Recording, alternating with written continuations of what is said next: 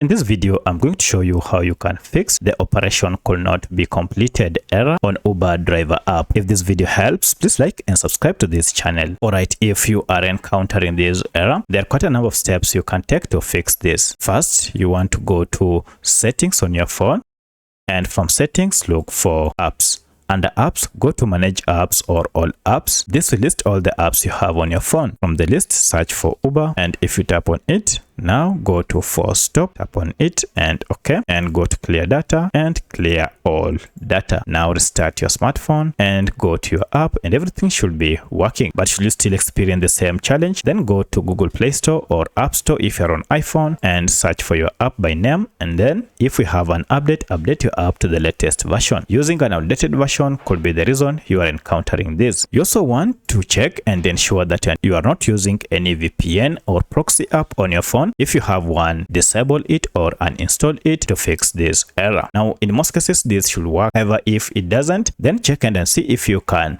log in and process your request through any web-based browser such as Google Chrome, Brave, or even Firefox. If you still encounter the same problem, then most likely Uber might have experienced internal server error. For that, you need to wait after some few minutes. Now you should be able to log into your account or your app and use it without any issue. Let me know which of these was able to fix your problem. If you have any other question, kindly let me know in the comment section. Otherwise, thanks for watching, and let's meet in the next video.